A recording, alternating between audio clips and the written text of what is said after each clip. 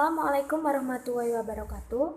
Kami dari kelompok 3 Kepewaraan ingin mempresentasikan hasil diskusi kelompok kami yang beranggotakan 1. Saya Ananda Kurnia Safitri, 2. Afifah Nurlaili Khairunisa, 3. Siti Nur Azizah dan juga Nurul Retno Intani. Kami akan menjelaskan mengenal pertelevisian dunia. Sejarah pertelevisian dunia. Pada tanggal 26 Januari 1926 adalah cikal bakal pertama kali televisi dipertemukan. Televisi pertama dipertemukan oleh John Logie Baird yang mendemonstrasikan televisi pertamanya di laboratorium di London. Nah, demonstrasi inilah yang menjadikan awal di mana berkembangnya televisi modern di seluruh dunia. Televisi pertama kali didasarkan pada penemuan dasar gelombang elektromagnetik oleh Joseph Henry dan Michael Faraday pada tahun 1831. Dan pada tahun 1862, AB Giovanna Caselli menemukan penemuan pantelegraf yang mampu mentransmisikan gambar. Dan kemudian 18 tahun kemudian, Alexander Graham Bell dan Thomas Edison mengeluarkan teori di mana perangkat telepon tidak hanya dapat mengeluarkan suara namun juga dapat mengeluarkan gambar. Kemudian, pada tahun 1923, Baird mulai melakukan eksperimennya dengan melakukan percobaan berkali-kali. Dan pada saat percobaan terakhir, yaitu pada jarak 3 meter secara berkedip-kedip, televisi dapat menghasilkan bayangan dan juga cahaya. Baird menamakan alatnya ini dengan sebutan televisior. Barulah istilah televisi dicetuskan oleh ilmuwan Rusia Konstant Persky pada sebuah pertemuan bertajuk Congress of Electricity di Paris pada tahun 1900, di mana di dalamnya dibahas akan penemuan bermacam-macam sirkuit elektronik termasuk sirkuit penerima dan penangkap gelombang penyiaran. Untuk yang selanjutnya yaitu perkembangan televisi dari masa ke masa. Awal perkembangan televisi dimulai pada tahun 1800-an, tepatnya pada tahun 1831, dari penemuan dasar hukum gelombang elektromagnetik yang ditemukan oleh Joseph Henry dan Michael Faraday. Dan pada akhir tahun 1800-an, tepatnya pada tahun 1897, tabung sinar katode pertama diciptakan oleh ilmuwan Jerman, yaitu yang bernama Carl Ferdinand Brock. Kemudian pada era 1900-an, pada era ini sejarah televisi sudah menampaki babak baru ketika Logie Baird memperkenalkan televisi ini ke halayak umum untuk pertama kalinya, sehingga Logie Baird ini sering disebut sebagai penemu televisi. Pada tahun 1940 sampai 1990-an, televisi ini masih berbentuk tabung, baik itu yang hitam putih maupun televisi yang sudah berwarna. Pada tahun 1970-an, televisi sudah bentuknya sudah mulai ramping. Yang pertama kali keluar yaitu dinamakan televisi plasma. Televisi ini gambarnya sudah sangat baik, tetapi harganya yang masih sangat mahal. Kemudian pada era 2000-an sampai saat ini, dunia pertelevisian sudah berkembang sangat pesat, baik itu dari segi model maupun dari segi kualitasnya. Yang baru-baru ini, televisi sudah dapat dihubungkan dengan koneksi komputer maupun smartphone.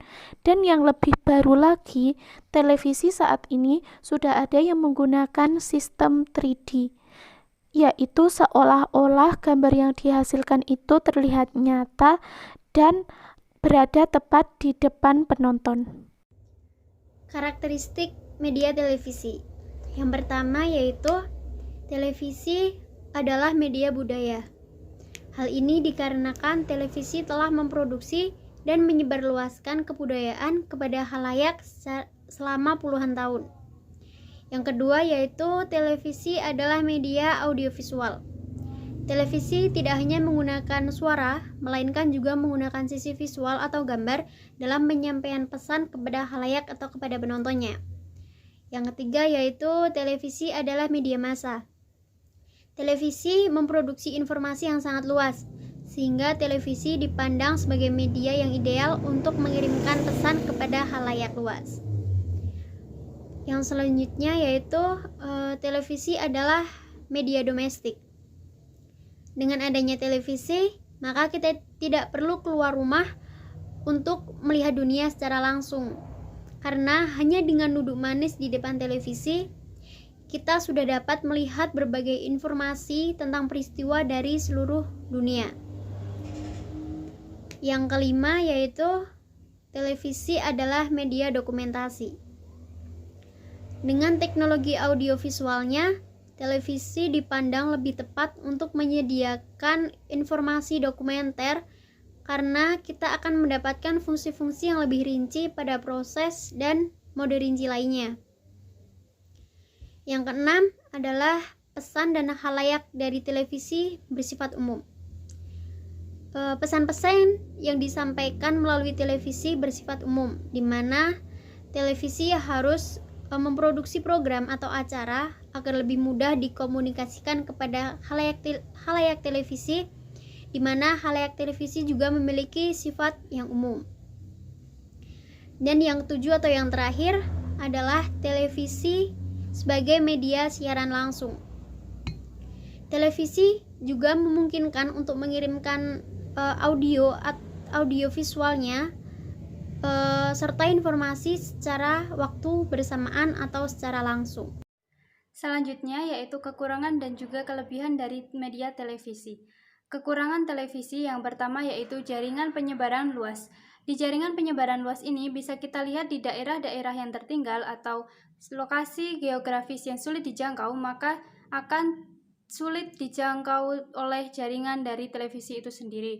Kemudian yang kedua yaitu segmen tayangan luas. Bisa kita lihat bahwa dari tayangan-tayangan yang beredar di televisi itu banyak sekali tayangan-tayangan yang seharusnya tidak ditonton oleh anak-anak tetapi ditonton oleh anak-anak. Jadi sangat mengendalikan dari tayangan-tayangan tersebut. Yang kedua yaitu komunikasi satu arah. Di dalam televisi itu sendiri kita lihat bahwa kita tidak bisa ketika menonton, kita tidak bisa memberikan komentar, sehingga itu disebut sebagai komunikasi satu arah.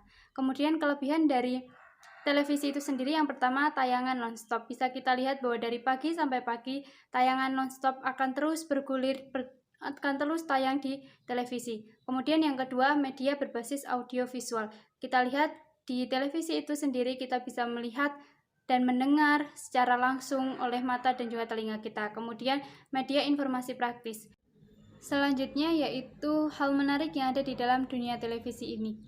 Meskipun halnya kita ketahui bahwa perkembangan teknologi sangat pesat, namun teknologi televisi masih mampu bersaing dengan teknologi-teknologi lainnya. Banyak masyarakat yang masih memprioritaskan media televisi sebagai media sarana informasi dan juga sarana hiburan bagi mereka semua. Kita ketahui juga bahwa di masa pandemi ini televisi terus tetap memberikan tayangan-tayangan yang menghibur dan juga memberikan sarana informasi bagi kita semua. Sekian yang bisa kami sampaikan. Apabila ada kesalahan dan kekurangan kami mohon maaf. Untuk pertanyaan bisa ditanyakan lewat WA Group atau virtual kelas. Terima kasih atas perhatiannya. Wassalamualaikum warahmatullahi wabarakatuh.